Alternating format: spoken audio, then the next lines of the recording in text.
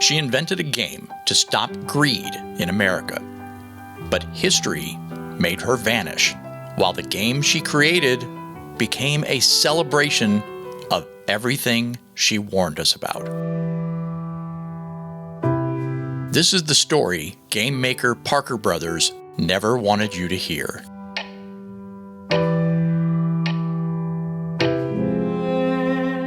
Elizabeth Lizzie Magie was born in 1866, the daughter of a newspaper publisher who had once debated Abraham Lincoln. In a house where ideas roared louder than money, Lizzie grew up believing words could change the world. By age 26, she had patented a device to make typewriting more efficient. But her real obsession wasn't mechanics. It was justice. Inspired by economist Henry George, Lizzie became a Georgist, fighting against land monopolies and inequality. But speeches weren't enough. If the public wouldn't read economic theory, she'd get them to play it. In 1903, while living in a Georgist reform community in Delaware, Lizzie began crafting a radical new board game she called the Landlord's game. It wasn't just a game. It was a political weapon, an economic parable she believed children as young as 9 could understand. She copyrighted her game in 1904, then self-published in 1906, believing it could spark a movement. 3 decades later, in the thick of the Great Depression, a man named Charles Darrow presented a game he called Monopoly to the game company Parker Brothers. Darrow had claimed the game was his invention, but he had played a homemade version, descended directly from Lizzie's game. Parker Brothers bought Darrow's lie. In 1935, Parker Brothers paid Lizzie Magie just $500 to silence her patent. And then, her name vanished from history.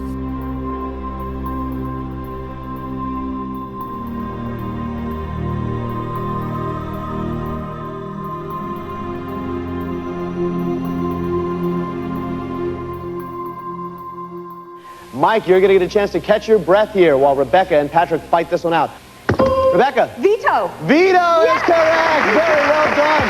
Let's turn them all yellow, Rebecca. That is a monopoly for you. Lizzie Magie had designed the Landlord's game as a warning, but the world embraced the very monster she had hoped to slay. Monopoly became a celebration of greed, domination, and winning at all costs.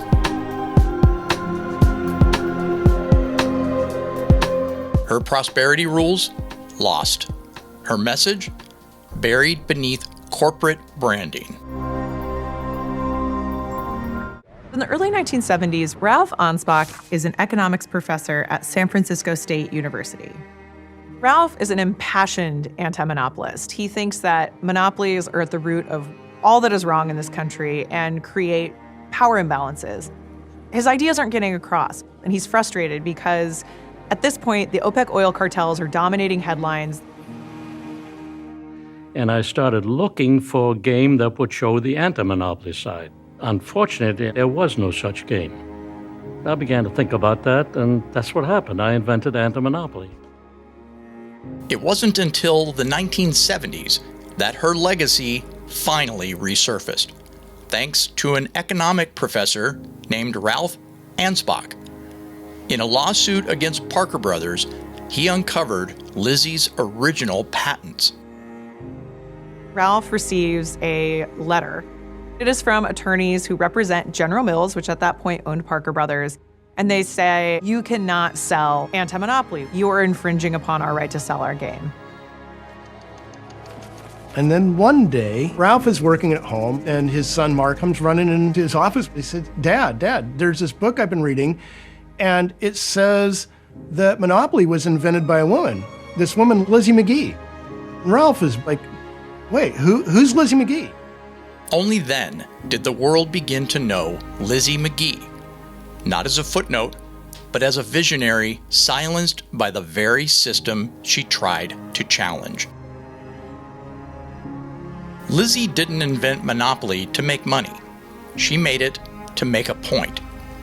And though her name was erased from the box, her message still circles the board. I think it's taken just 100 years, but finally Lizzie Magie is being acknowledged.